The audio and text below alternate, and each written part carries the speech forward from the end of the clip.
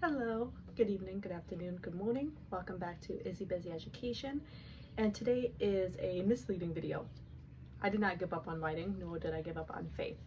However, in order to become a better writer, there are some things I had to sacrifice or actually give up. One of the things I had to give up, not only being my sanity and time to become a better writer, I had to give up my need to become this weird religious tortured poet and my constant need to virtue signal to be a preacher. Now, little backstory. Religion is a very prominent point in my life, not only as a Christian, but even before I became a Christian when I was much younger. I have always been obsessed with theology. I used to tell everyone I wanted to become a demonologist and study at the Vatican at age 9, so you could see the trajectory of where that went. But yeah, religion was a big part of my life, and because it was such a big part of my life, I wanted to write about it.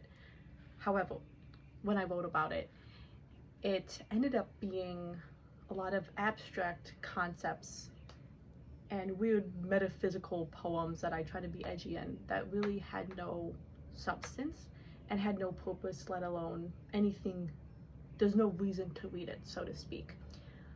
And I didn't notice this until I reached out to a writing group, and they kind of told me like, yeah girl, you're not Jean Donne, you should switch up your poetry. They didn't say it like that, but I had someone say you'll find your own poetic voice.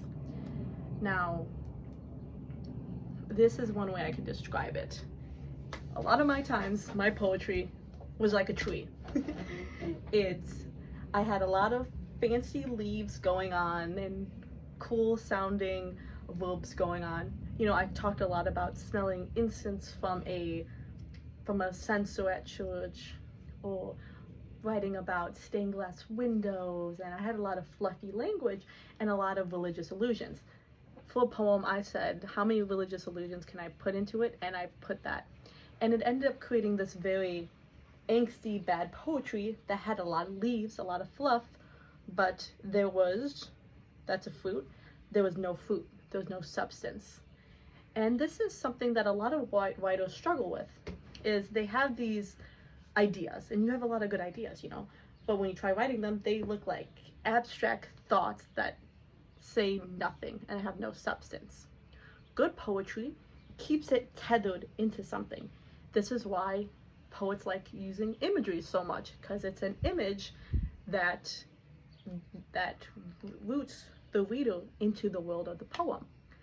Now, this was a hard thing for me to give up, was writing this philosophical poetry, because it wasn't fruitful, it wasn't good poetry, but also I had to give up talking about my favorite subject, which is religion. Now, it all wasn't hopeless.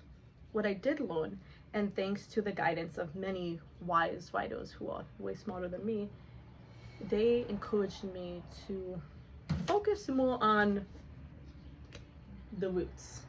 Focus on the roots. And a lot of these roots were items, objects, or limiting down my writing to one particular scene. Now, a lot of the advice I got when I stopped writing this philosophical poetry was that some of my strongest poems were poetry that I was writing about my job. For a long time in my life, I worked retail, and I started writing poetry about my job because I would write on the job. And a lot of people would say that my strongest poems were poems that I would write about a father buying a dress for his daughter, or writing about, you know, my family making this chicken stew, or about a man on a bench thinking about a relationship. So, in all, the advice was to find the sacred in the ordinary aspects of life that you wouldn't think to look about. You know, as I was told, you didn't try to become a poet, you tried to become a philosopher. I'm like, yeah, no thank you. So, to sum it all up, sometimes to become a better writer, you do have to give up. Not what you think, not give up on writing, but you have to give up these weird philosophical, metaphorical, abstract concepts that you want to talk about, and root your poetry in something tangible. like a tree. So yeah, that's another video. Bye.